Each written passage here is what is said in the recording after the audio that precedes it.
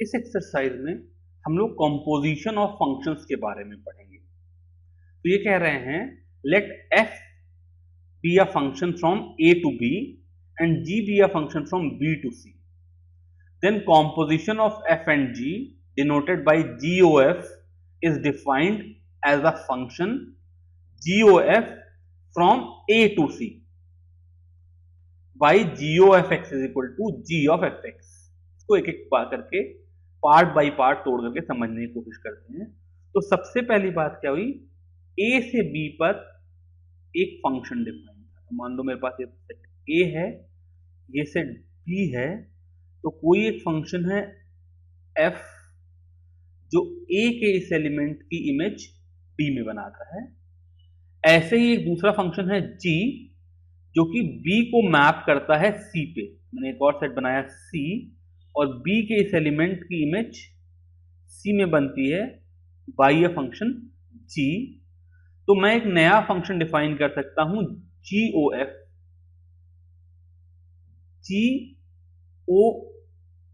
Of x, इसको मैं बोलता हूं composition of f and g। और GOF ऑफ x का मतलब है g ऑफ fx। एक सिंपल एग्जांपल ले लेते हैं। मान लो मेरा fx जो है वो x स्क्वायर है और gx x क्यूब है, तो व्हाट इज GOF ऑफ 2? तो इसका मतलब ये जो मेरा पॉइंट है ये 2 है और ये जानना चाह रहे हैं कि ये पॉइंट कौन सा है। तो GOF ऑफ 2 का मतलब G ऑफ F2। अब F2 की वैल्यू क्या हो जाएगी, क्योंकि fx की वैल्यू x स्क्वायर है इसलिए 2 की इमेज हो गई 4, तो इसकी वैल्यू हो गई G ऑफ 4। और g को खुद कौन सा फंक्शन है, gx is equal to x cube, तो g ऑफ 4 की वैल्यू हो गई 4 का क्यूब विच इज 64। तो ये वाला जो पॉइंट हो गया वो 64 हो गया। तो ये जो फंक्शन है जो 2 को डायरेक्टली 64 से मैप करे, इसकी वैल्यू GOF ऑफ x होगी।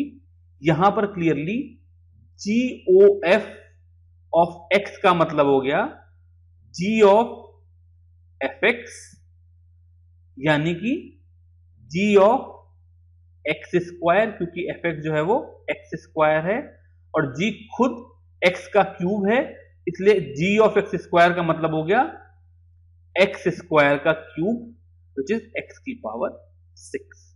तो अगर f मेरा x स्क्वायर है, G मेरा x क्यूब है, तो GOF of x is a function which will be given by x की पावर 6। इस चीज के कुछ एग्जाम्पल्स करते हैं। पहले एग्जाम्पल में इन्होंने क्या कहा कि let f be a function which is map from this set 2 3 4 5 to 3 4 5 9, g is mapped from 3 4 5 9 to 7 11 15। अब f की वैल्यू दे रखी हैं और g की वैल्यू दे रखी हैं, GOF बताना है। तो अगर मैं इस सेट को a लिखूं, इस सेट को b लिखूं, तो f a से b पे मैप्ड है, g जो होगा वो b से किसी और सेट c पे मैप्ड होगा। तो जो GOF फंक्शन होगा ये a से c पे मैप्ड होगा। इसका मतलब मुझे GOF ऑफ 2 चाहिए, GOF ऑफ 3 चाहिए, GOF ऑफ 4 चाहिए और GOF ऑफ 5 चाहिए। क्योंकि ये फंक्शन A से मैप्ड है इसलिए A के जो चारों एलिमेंट हैं उन सब पे ये फंक्शन डिफाइंड होगा और एक एक करके इन चारों को कैलकुलेट करेंगे।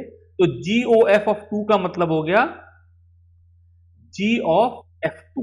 F2 की वैल्यू कितनी है 3, इसलिए इसका मतलब हो गया G of 3 and G of 3 is equal to 7। तो GOF ऑफ 2 की वैल्यू हो गई 7। ऐसे ही GOF ऑफ 3 का मतलब हो गया G ऑफ F3 और F3 की वैल्यू है 4, तो ये हो गया g ऑफ 4 और g4 की वैल्यू भी 7 हो गई। तो g3 7 है, इसलिए GOF2 की वैल्यू 7 हो गई। ऐसे ही GOF3 की वैल्यू भी 7 हो गई। अब GOF4 का मतलब हो गया G ऑफ F4। F4 की वैल्यू यहां से देखेंगे तो ये 5 है, इसका मतलब दिस इज G5 और G5 की वैल्यू 11 है, यहाँ पे गिवन है। ऐसे ही GOF ऑफ 5 का मतलब हो गया G ऑफ F5। तो F5 की वैल्यू 5 है, इसलिए ये फिर से G5 ही रहा और इसकी वैल्यू फिर से 11 हो गई। अब ये जो कॉम्पोजिशन ऑफ फंक्शंस हैं, इनकी पहली प्रॉपर्टी क्या आई कि GOF ऑफ X में और may not be equal to F of GX।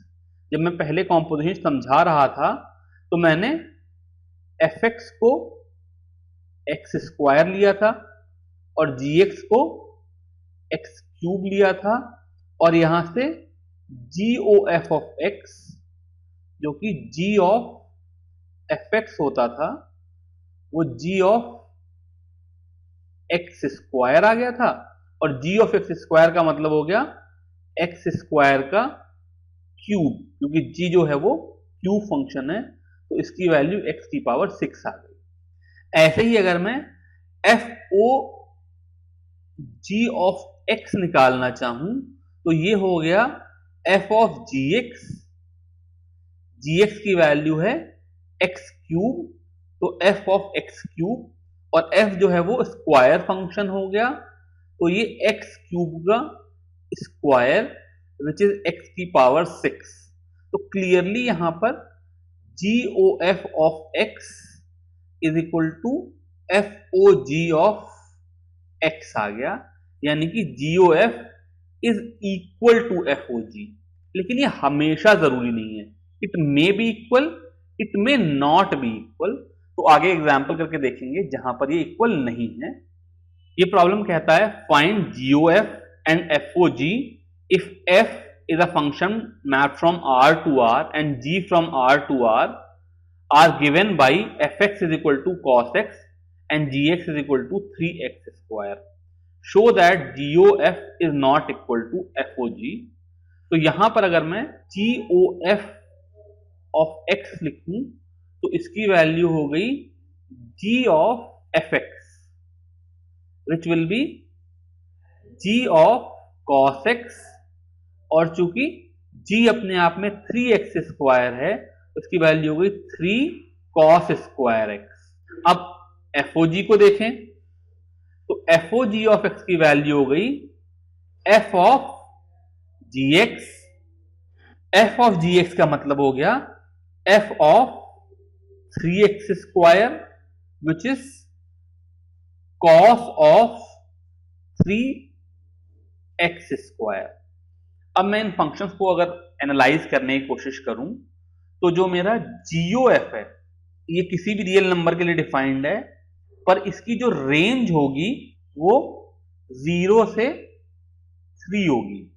cos square x की वैल्यू मैक्सिमम 1 और मिनिमम 0 हो सकती है, इसलिए 3 cos स्क्वायर x की मैक्सिमम वैल्यू 3 और मिनिमम वैल्यू 0 होगी। जबकि FOG ऑफ x जो है इसकी जो रेंज होगी वो, क्योंकि ये cos ऑफ समथिंग है तो ये -1 से 1 होगी। तो जरूर कोई ऐसे पॉइंट होंगे जहां पे FOG की वैल्यू नेगेटिव होगी, पर GOF तो कभी नेगेटिव हो ही नहीं सकता है। कुछ ऐसे पॉइंट होंगे जहां पर GOF की वैल्यू 1 से बड़ी होगी पर FOG कभी 1 से बड़ा नहीं हो सकता। तो क्लियरली ये दोनों फंक्शन जो है ये दो डिस्टिंक्ट फंक्शन है। तो यहां पर हम कह सकते हैं कि GOF is not equal to FOG। तो इन दोनों एग्जाम्पल से हमने क्या सीखा कि कई बार GOF और FOG इक्वल हो भी सकते हैं, कई बार GOF और FOG इक्वल नहीं भी हो सकते हैं। ऐसा कोई जरूरी नहीं है कि वो इक्वल हो ही।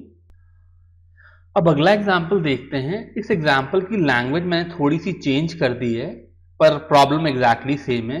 यहाँ पे कह रहे हैं एक सेट है A विच इज R - 3/5 और एक दूसरा सेट है B विच इज R - 7/5, यानी कि A में R सारे रियल नंबर हैं अदर देन 3/5 और b में सारे रियल नंबर हैं अदर देन 7/5। अब इन्होंने दो फंक्शन डिफाइन किए, एक फंक्शन है f which is mapped from b to a और इसको इन्होंने दिया 3x + 4 अपॉन 5x - 7। एक दूसरा फंक्शन है g which is mapped from a to b और इसकी वैल्यू हो गई 7x + 4 अपॉन 5x - 3। अब हमें शो करना है कि FOG की वैल्यू IA है और GOF की वैल्यू IB है, जहां पे IA का मतलब है X for all X belonging to A और IBX का मतलब है X for all X belonging to B। तो दो पार्ट है, पहले FOG को IA शो करते हैं और फिर GOF को IB शो करते हैं। तो अगर मैं इस फंक्शन FOG को देखूं तो क्या हो रहा है, एक सेट है A, एक सेट है B और FOGX का मतलब है F ऑफ GX।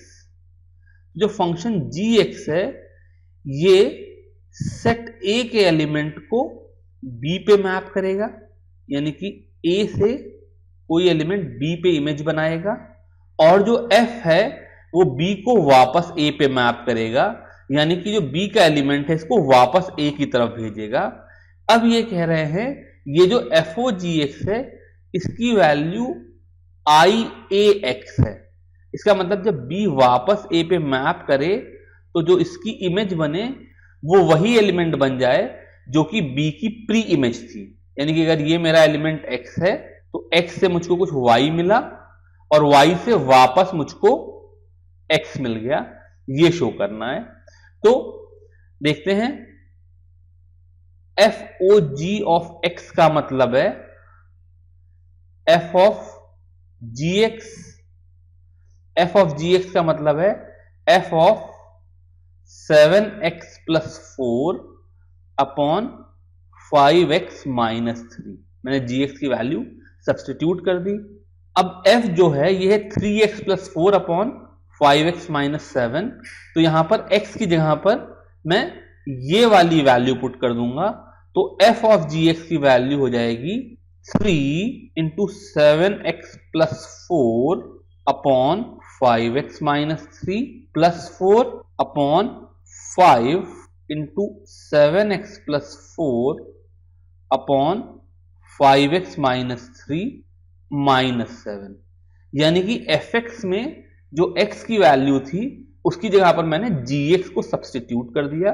अब न्यूमरेटर डिनोमिनेटर में एलसीएम लेकर के 5x - 3 को कैंसिल कर देंगे, तो न्यूमरेटर आ जाएगा 3 × 7x + 4 + 4 × 5x - 3 whole upon 5x - 3 और डिनोमिनेटर हो जाएगा 5 × 7x + 4 -7 × 5x - 3 अपॉन 5x - 3। तो ये 5x - 3 5x - 3 तो कैंसिल हो गया, तो ये एक्सप्रेशन हो गया 3 7 जा 21x + 4 5 जा 20x, तो x का कोफिशिएंट हो गया 41x और 3 4 जा 12 और 4 × -3 -12, तो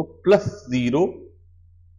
डिनोमिनेटर में देखें तो 5 7 जा 35x और -7 × 5 इज -35, तो ये 0x प्लस 5 4 जा 20 और -7 × -3 ये +21, तो 20 + 21 41, तो इस चीज की वैल्यू हो गई 41x upon 41 which is x।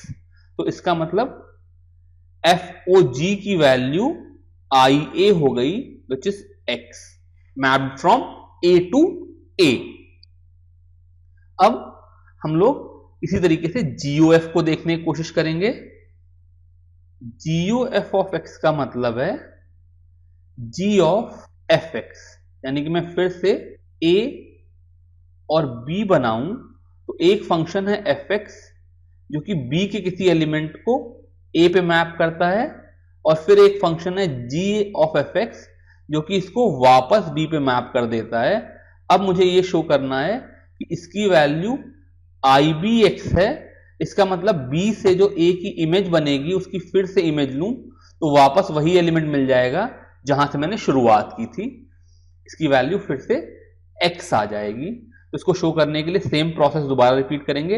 इस बार g ऑफ एफ एक्स का मतलब हो जाएगा g of 3x plus 4 upon 5x minus 7, और अब g की इस डेफिनेशन में ये वैल्यू सब्स्टिट्यूट कर देंगे तो ये हो जाएगा 7 of 3x plus 4 upon 5x minus 7 plus 4 upon 5 into 3x plus 4 upon 5x minus 7 minus 3।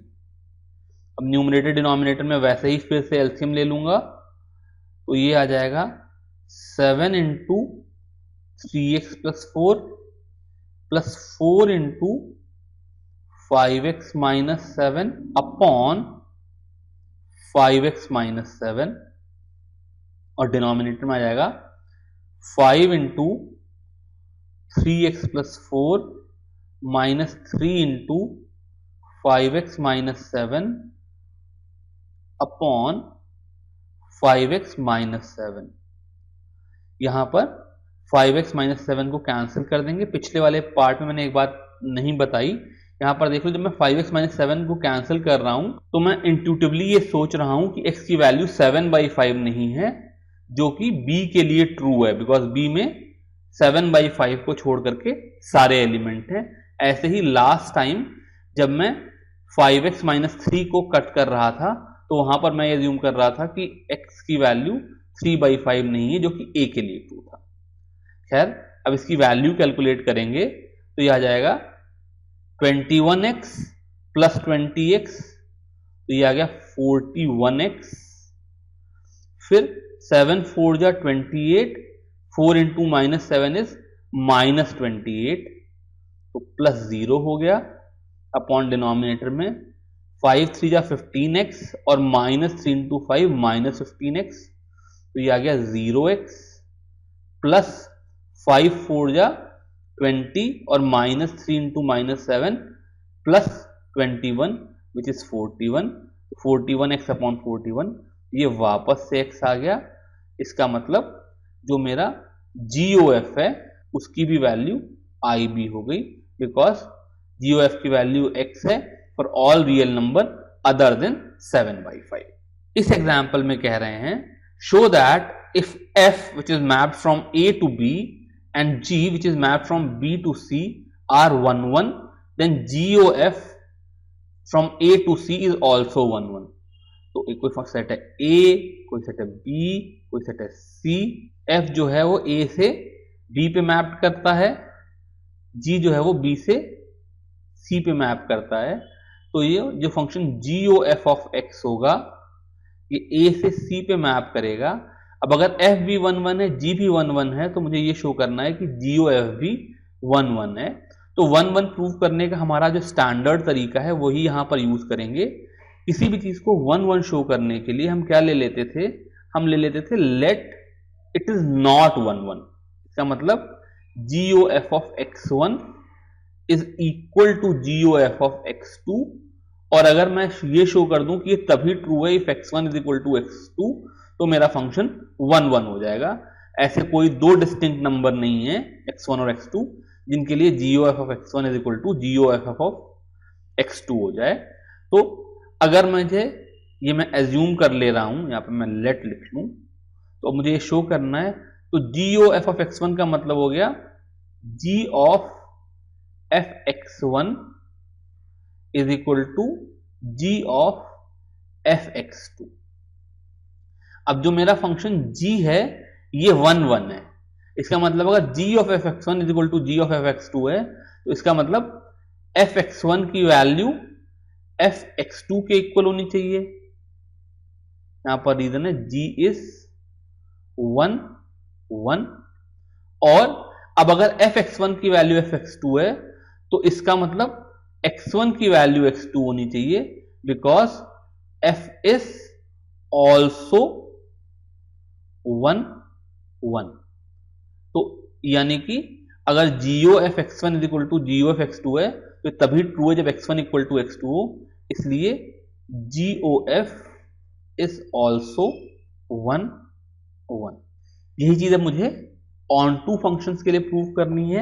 ये कह रहे हैं show that if f map from A to B, वैसा ही, and G map from B to C, बिल्कुल वैसा ही, both are onto, then GOF of A to C is also onto. तो जो फंक्शन GOF है ये A को C में मैप करते हैं। तो अगर मैं फिर से वैसे ही A, B और C तीन सेट बना लूं, इसके जनरल एलिमेंट को मान लो मैं x लिख दूं, इसके जनरल एलिमेंट को y लिख दूं, इसके जनरल एलिमेंट को z लिख दूं, तो ऑन टू शो करने का जनरल तरीका क्या है? हम लोग एज्यूम करते हैं कि let z belong to C is some element, और मुझे ये शो करना है there is some x, to show लिख दूं, लेट है, to show there is some x belonging to A such that GOF of x is equal to z। अगर मैं ये शो करता हूं तो ये फंक्शन ऑन टू हो जाएगा।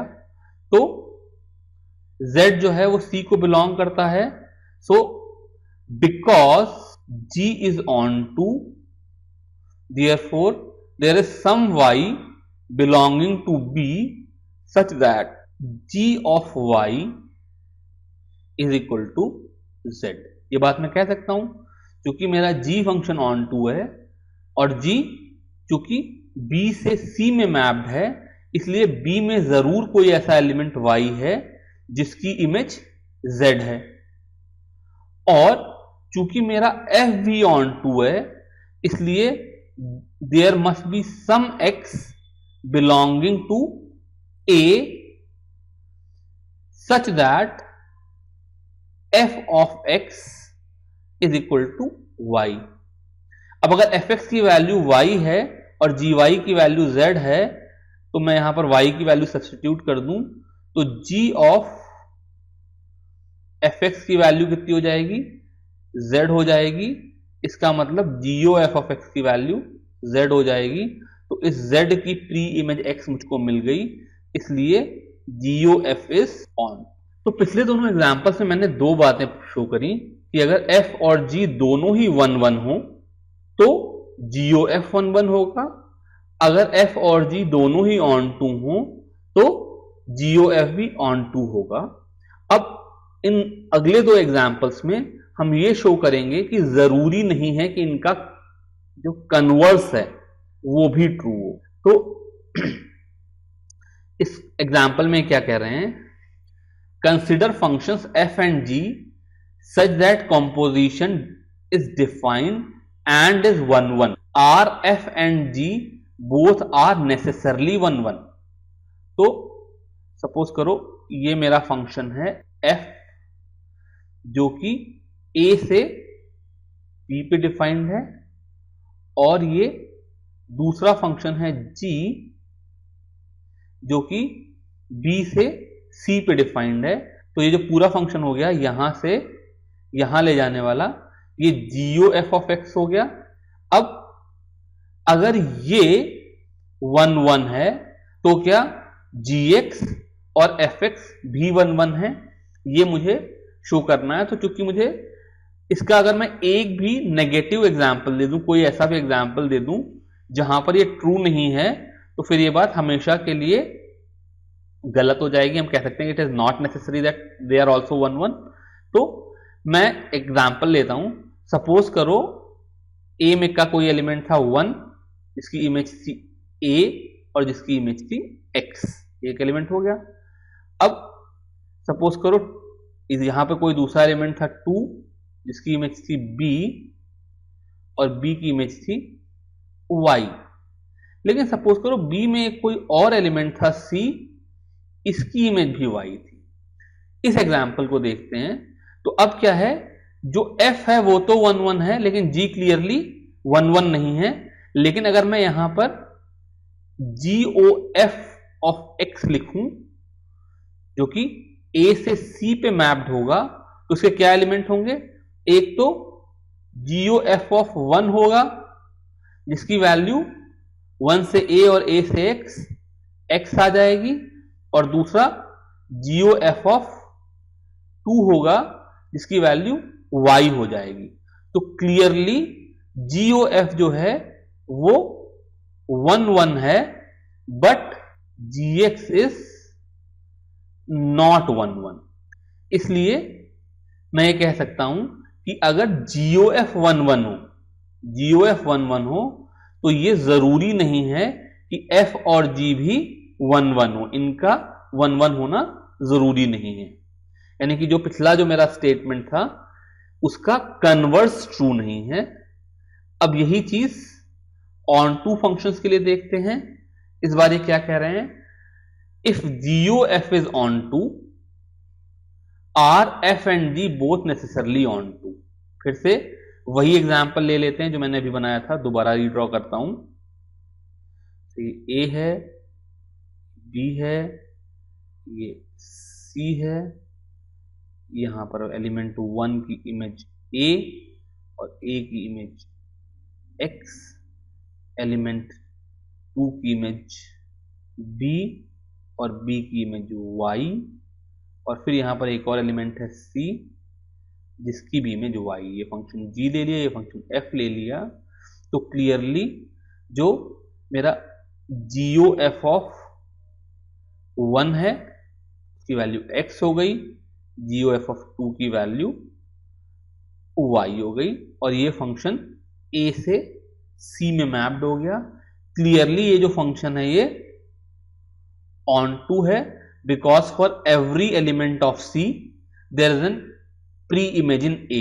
X की प्री इमेज 1 है, Y की प्री इमेज 2 है, लेकिन क्लियरली अगर मैं यहां पे देखूं तो F is not on 2 because जो मेरा एलिमेंट C है इसकी कोई भी प्री इमेज नहीं है, नो प्री इमेज। तो इसका मतलब अगर GOF on 2 है तो मैं ये नहीं कह सकता कि F और G दोनों ही ऑन टू हैं।